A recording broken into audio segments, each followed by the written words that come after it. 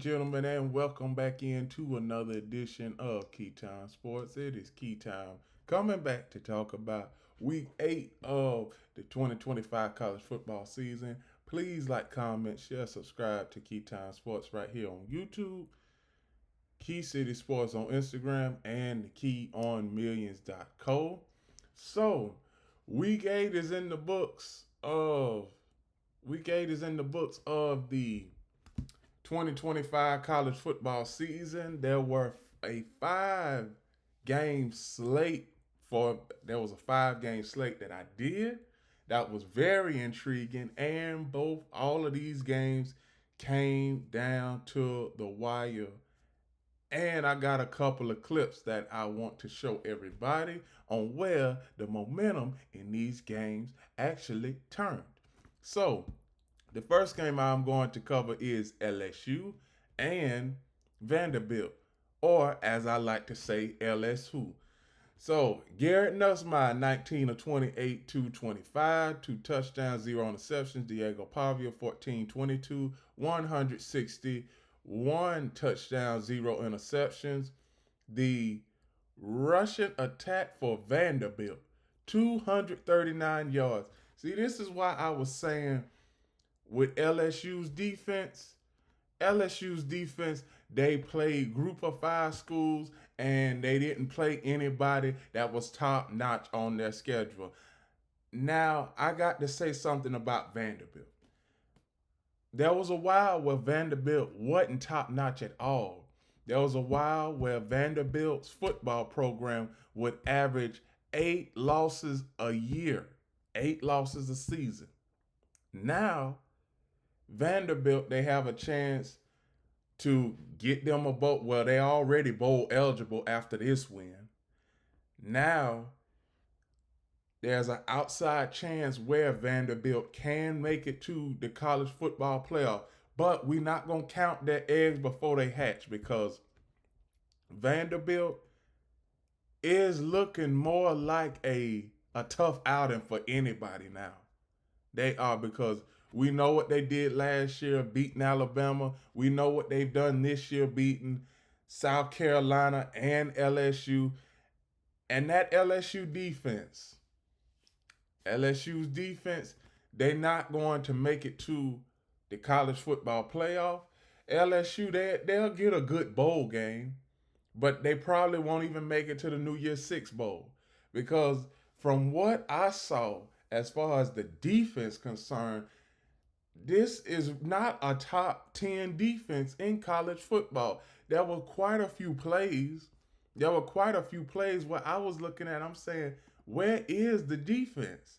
And you see, third down efficiency for Vanderbilt, 16 of 13. And for the LSU Tigers, they were 5 of 11. Fourth down efficiency, they were 2 of 3, Vanderbilt was. And I'm going to say this. I'm going to show y'all some clips right now. There was one fourth down play in particular. This is the third quarter. Third quarter, 4th and 1. LSU is down 3. If they get the ball back, the momentum has changed. Now, this was a momentum shifting play to keep the momentum on Vanderbilt's side. So, as you can see, this is 4th down and 1. Diego Pavia back to pass. He all of a sudden looks like he is going to get sacked. And you see, this shouldn't have happened if you are the LSU Tigers defense. 4th and 1, you got Diego Pavia hemmed up right there, and all of a sudden you let him get out and throw the ball for a first down. Now, that was just one of the defensive lapses that LSU had. Here go another one, 1st and 10. Everybody said that LSU has a good run defense. The running back for Vanderbilt got 5 yards there. 2nd and 4. Here's another one where no pressure. Vanderbilt got a first down. And this is where basically the game was Vanderbilt's, because you let Diego Pavia run the ball for a touchdown, and it was pretty much you were dead in the water then. You were. Because when you see this, everybody is covered up. Everybody is focused on the wide receivers. but nobody had a quarterback spot. Then we get to the fourth quarter. The start of the fourth quarter, LSU, they go down, kick a field goal on this drive, and then we get to the point in the game where the last 5 minutes of the game, it is critical. Now we get to the 3 minute mark of the fourth quarter.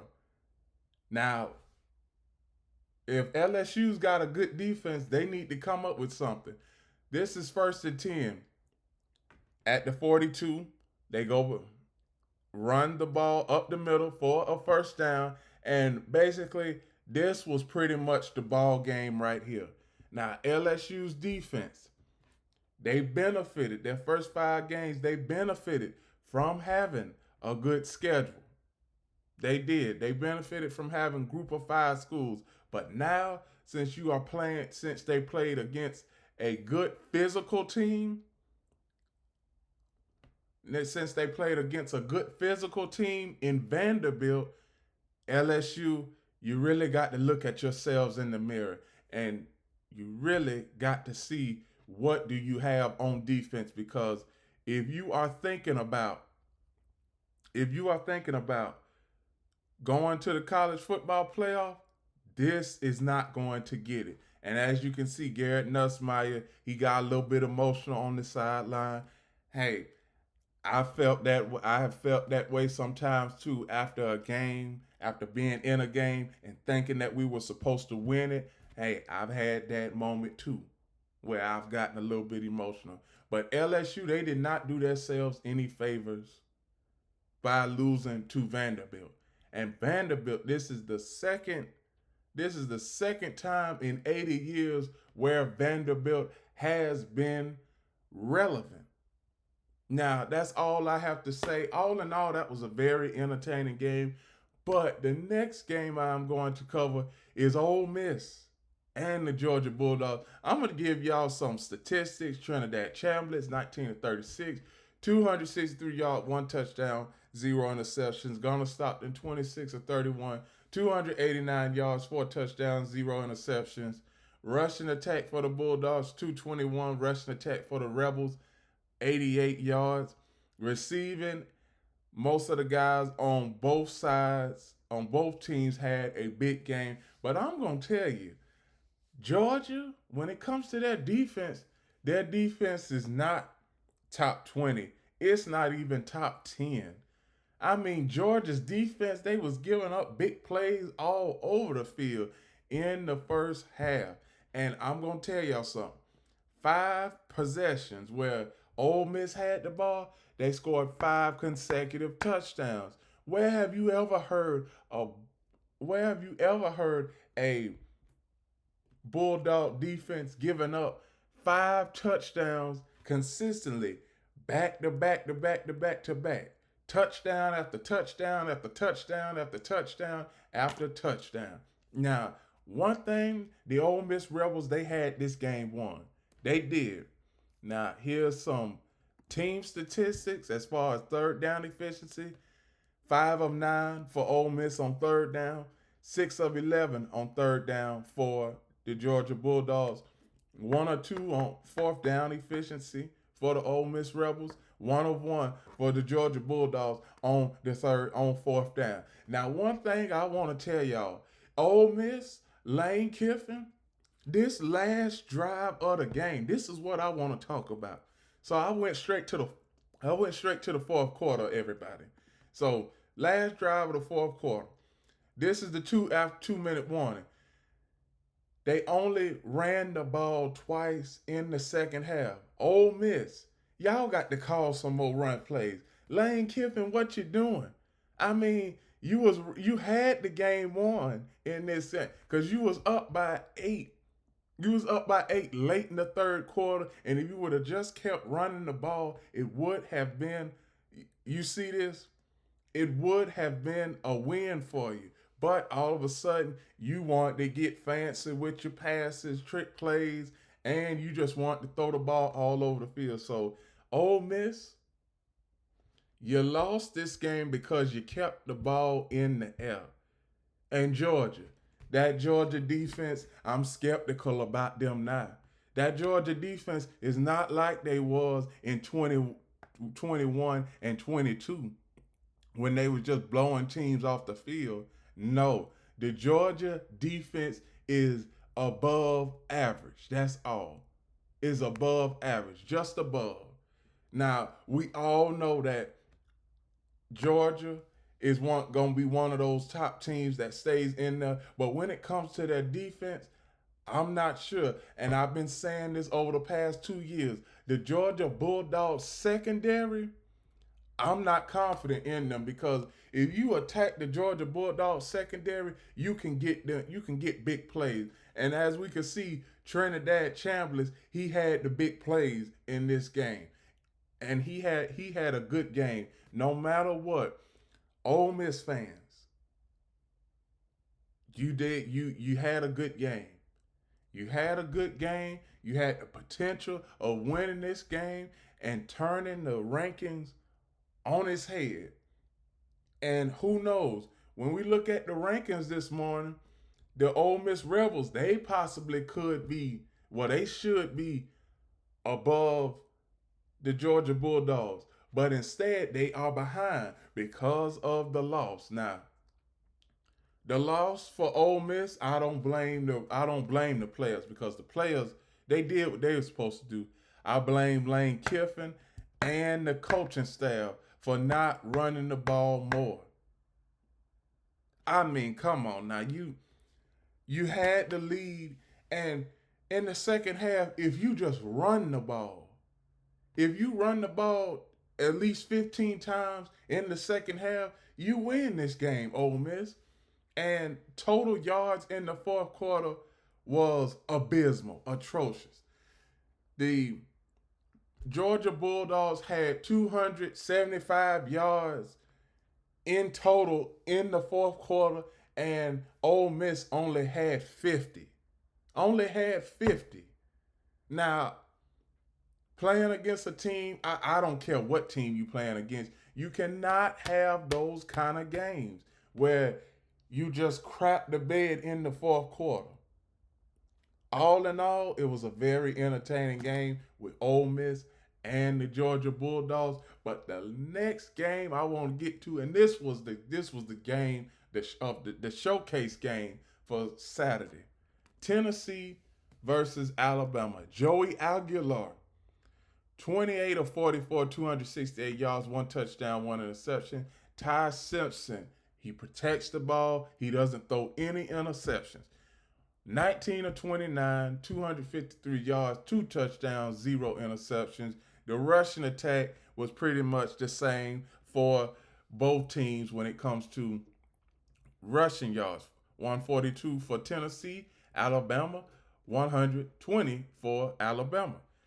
Receiving, Ryan Williams, he had a good game. 5 catches, 87 yards. Jeremy Bernard, 5 catches, 60 yards. But where the game really turned in Alabama's favor, this was just before halftime. I'm going to show y'all some clips of this. Just before halftime, y'all know they were at the one. Tennessee was at the one just before halftime. They didn't have any timeouts. And this is where clock management goes into play.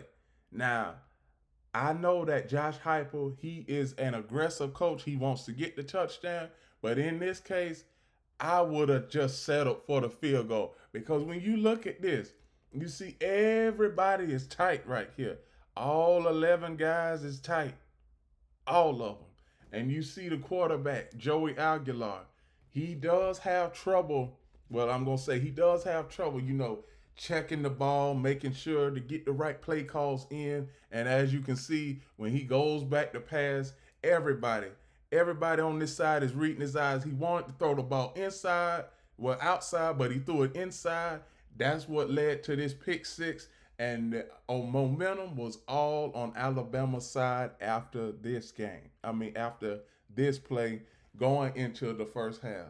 See, with Tennessee, one thing I can say about Tennessee, and I've been saying this for the past couple of years, we know with Josh Heupel, they going to have top-notch offense. But when it comes to the defense, We are not sure what the Tennessee defense is going to be because the Tennessee defense is an average defense at best. The average defense for Tennessee is they've given up they allow 26 points per game. You have an offense that averages 32 points per game. Well, I know before this game they were averaging 48 points per game, but I know those numbers have significantly dropped since this game right here. So, another play, Joey Aguilar, 2nd and 3. This is the third quarter. Now they had their chance. Tennessee had their chance to make this a game in the third quarter, but with the running game and Joey Aguilar throwing that interception, Tennessee they really didn't do much favors. Yes, I know that they did score a touchdown right here to make it 23-14, but when we look at it, pretty soon it was just all Alabama in the second half. And as you can see, they get another touchdown. Obviously, he threw another interception now in the end zone. And those were the two interceptions really came back to haunt Tennessee. Now, when we get to the fourth quarter, 4th and 2, this was the middle part of the fourth quarter. Alabama's up by 10. They don't want to give the Volunteers the ball back. They get the first down, and this is pretty much where Alabama won the game. You're up by 10. Not much is going your way, but you go and score a touchdown. Daniel Hill for a 4-yard touchdown. And all of a sudden, Tennessee is playing catch up. Now, see, this is what Tennessee does not like to do. They don't like to be fighting difficult deficits and big deficits. They want to have the ball, have the lead all the time, and play their style of play. But against Alabama, we all know when you are going to Alabama and playing Alabama in Bryant-Denny, that is a different monster and a different beast. We all know that Alabama's defense, I got to give credit what credit is due. Alabama's defense, the last couple of games, have been improving. Kane Womack, you're earning your stripes with me. You really are, because early in the season, I didn't know what you were doing with that 3-down lineman BS and stuff. So, one thing I can say, Kane Womack and the Alabama defense, they had a good game Saturday night. You had 2 interceptions, one ran it back for a pick 6. Third down efficiency was great. Tennessee was only 5 of 13 on third down. So Alabama's defense is starting to improve. Kane Womack is starting to earn his stripes. And Alabama, when we look at Alabama, that was just a small bump in the road when they went to Tallahassee earlier in the season. Now we getting to the point where Alabama is a top 10 or maybe even a top 3 team in college football. I'm willing to say top 2. But like I said, I can't overshadow Ohio State. I just can't do that because Ohio State, they've really haven't had trouble with anybody this season, and Ohio State's defense is only allowing 5 points per game. Now, those are some historical numbers there. The Ohio State defense only allowing 5 points per game. And I know all of you Ohio State fans out there is asking me, Keytime, why don't you cover more Ohio State games? I will. I will cover more Ohio State games. It's just y'all are not playing anybody that's on y'all schedule worthy of me covering. I mean, I did do Illinois, but we all know that game, it ended up being a blowout. I did Texas early this season, and y'all made that game look ugly. So I have covered y'all a little bit here and there, but when we get to the playoffs, it's just gonna be nothing but I'm gonna just do the New Year's Six bowls and bowl games that matter. So all in all, congratulations to the Alabama Crimson Tide. The tide is turning in college football right now. Tennessee, go back to the drawing board, get better.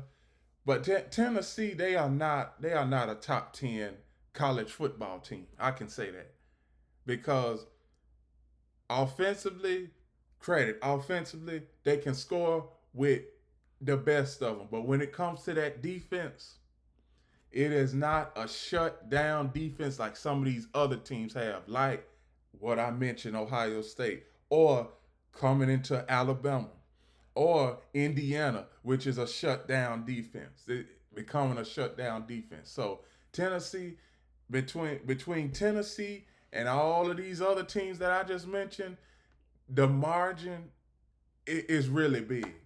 It's really big, and the space between being a top 10 team and a top 5 team is really small. So, Tennessee, you got some trouble on your hands. The next game I'm going to cover is the USC Trojans and the Notre Dame Fighting Irish. USC did not do themselves any favors, and I do mean any. You had Jaden Maiva, 22 of 42, 328 yards, 2 touchdowns, 2 interceptions. CJ Card, 16 of 26, 136 yards, 1 touchdown, 1 interception. The rushing attack for the Notre Dame Fighting Irish, over 300 yards. Now, I've been saying Lincoln Riley, head coach of the USC Trojans, USC, they're going to have to get rid of him.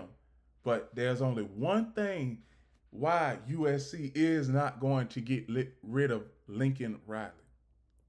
Because that buyout. The buyout for Lincoln Riley is too much for USC to handle right now. The buyout for Lincoln Riley is $70 million. $70 million.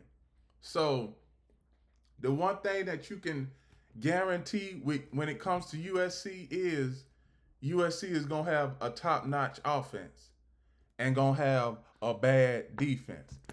I'm going to show y'all something. When it comes to third down, Notre Dame was 3 of 11 on third down. And like I always say, a team that is 3 of 11 should lose. But what do I always say? It all depends on what the defense of the other team is doing. See, USC, I can't depend on them to stop nobody. I just can't. And see, that is why I didn't pick USC in this game. Because USC's defense is worse. It is one of the worst defenses in total defense.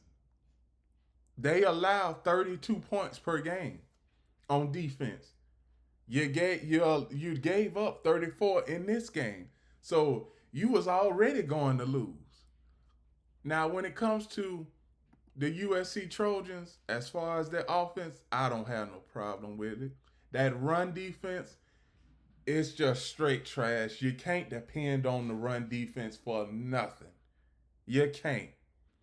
And I'm going to show y'all some clips of this game, no matter what. But one thing I'm going to do is I'm going to start at the fourth quarter. Because USC, they still had a chance to win this game in the fourth quarter. So this play right here, 3rd and 1, 9 minutes, 50, well, it's basically 10 minutes left in the fourth quarter. And USC, they didn't get a stop. And you see Jeremiah Love just running over the USC Trojans defense. Jeremiah Love by himself, he had 183 yards rushing. As a team, Notre Dame had 306 yards of total rush yards when it comes to run. See, when it comes to the Trojans defense, I say what defense? What run defense? Because every running back that the Trojans have faced, This season, when it comes to them, the running backs average play playing against the USC Trojans defense, the average run is 7 yards. And you can see against the Notre Dame Fighting Irish, it was 7 yards against it was 7 yards when it came to the Trojans against the Fighting Irish. See, when it comes to, and that this is where I say late in the game, where the Trojans they needed something on offense, they wasn't able to get it. They were not able to get it. Now we see where the Trojans right here on 3rd and 5, they tried to get it, but the defense for the Notre Dame Fighting Irish came up big when they had to. See, this is 4th and inches. This is a play where you gotta get it if you are USC. And let's see the play that they run. Let's see the play that they run. You see this? They run a play, a pass play, when a quarterback sneak would have done justice. It's 4th and inches. It's almost 4th and centimeters, because it seemed like the ball was centimeters away from the first down yard line. Now we get to a point later on in the game. It's 3rd and 17. USC needs this first down. Maava back to pass, eludes pressure, throws the ball down the field and intercepted. And that basically sums up what USC has been all season. When it comes to their offense, sometimes they can put up points, but in those pressure-packed moments, the USC Trojans offense is nowhere to be found. The next game I'm going to cover, and this was one of the games that pretty much nobody was talking about, Utah Utes versus the BYU Cougars. Now, this is the first time that the BYU Cougars have been 7-0 since 2020. The previous time before that was 1996. So 3 times within the last 30 years, the BYU Cougars have been 7-0. Now, one thing I can say, this was not a game where you were going to have a bunch of offense. Davion Damper, 20 of 36, 244 yards, 2 touchdowns, 1 interception. Bear Batchmere, 13 of 22, 166 yards, 1 touchdown, 0 interceptions. Rushing attack for both teams cracked over 200 yards. You got a good complementary football game here when it comes to the quarterback and the running game. Now, one thing, when it comes to these turnovers, Utah, the one turnover they had in the game proved costly. It did. And the Utah Utes defense,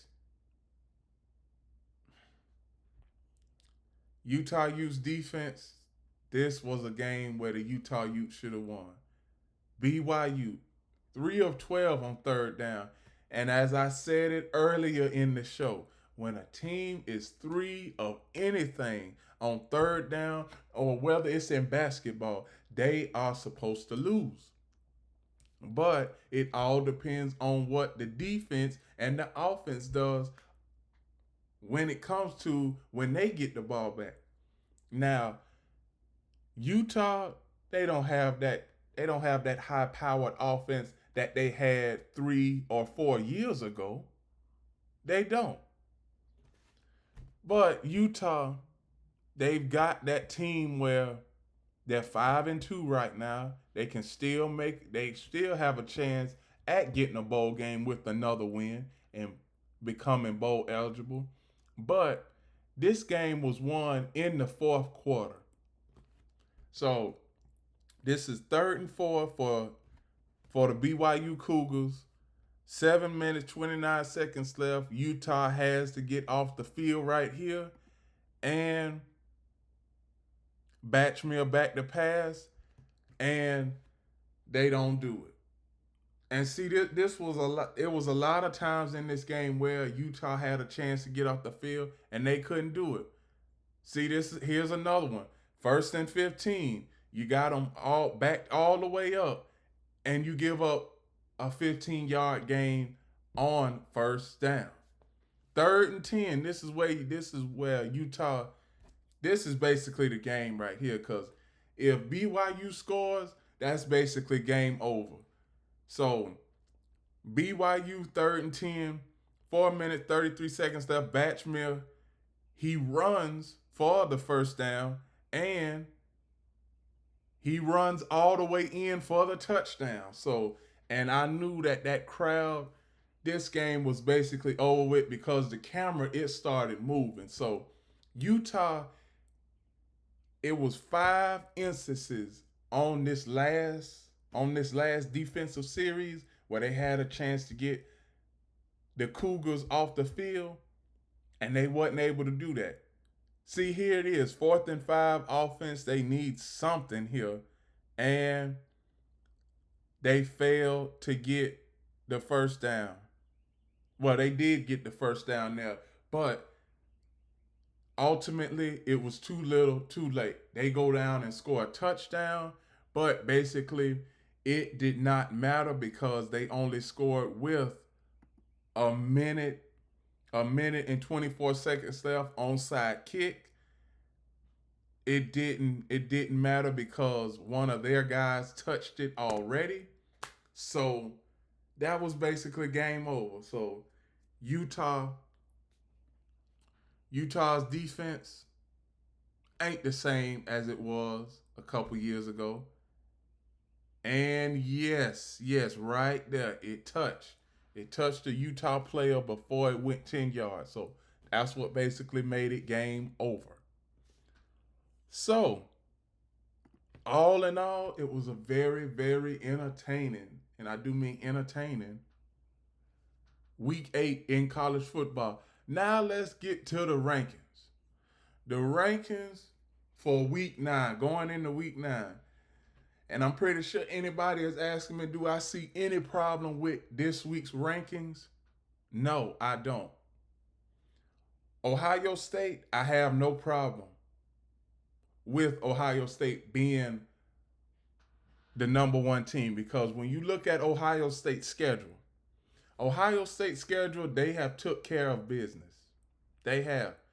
They beat Texas, top-notch team at the start of the season.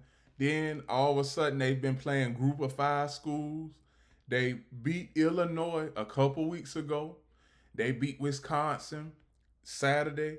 Now they're facing Penn State, Purdue, UCLA, Rutgers, and Michigan. Do the Ohio State Buckeyes go undefeated in the regular season? It's a possibility that they can. And not to mention the defense. Ohio State's defense is only allowing 5 points a game. 5 points, that's all. And when we get to the number 2 team in college football, Indiana, for the first time in program history, the Indiana football program is number 2. Before Indiana was number 2, basically the highest ranking that the Indiana football program has ever had was 12, and that was last year. Now we got Texas A&M, Alabama, Georgia, Oregon. We got Georgia Tech at number 7. Gosh. Man, I ain't expect Georgia. Now, Georgia Tech, they are a good team, but I ain't expect Georgia Tech to be number 7. And then you have Ole Miss. Like I said, Ole Miss was ranked ahead of Georgia before the game started. Now they are behind Georgia. And then you got Miami, Vanderbilt, number 12, Notre Dame. Oklahoma is 13. Tennessee is 17. And you got the LSU Tigers at 20. LSU, they shouldn't even be ranked. I'm going to just go ahead and say that. Brian Kelly defense, I don't know what is going on with Brian Kelly. And another thing I see is Illinois is back in the rankings again. I hope I don't have to cover another Illinois game just because they are ranked. Because that offense, Illinois offense, does not do anything. And for all you Illinois fans out there, the football program is downright awful. It is. It's downright awful when it comes to top 10 teams. You already got your doors blown off against Indiana. You got your doors blown off against Ohio State. I am not going to put any more emphasis on Illinois. Basically, what I care about is the top 15. The top 15, that's what I care about. I don't have no problem with the top 15 at all. Ohio State to Missouri, I don't have no problem. Virginia, they could have something there. Tennessee, it could be something there. South Florida might have a chance to make it to the college football playoff. Texas, they've been in and out because everybody before the season started, everybody was all in on Texas. Then the Texas Longhorns, they've had trouble with these lower ranked teams and these teams that are unranked. They lost to Florida a couple weeks ago, and they lost to that. Well, they've also had trouble with Group of Five schools. So you really don't know about Texas or Illinois. But all in all, it was a very entertaining week 8 of the 2025 college football season. And with that, those are my reactions. And those are my reactions to week 8 and the current rankings for week 9 of the college football season. Please like, comment, share, subscribe to Keytime Sports right here on YouTube, Key City Sports on Instagram, and the Key on Millions.co. And remember, everybody, one last thing: the key is always on time.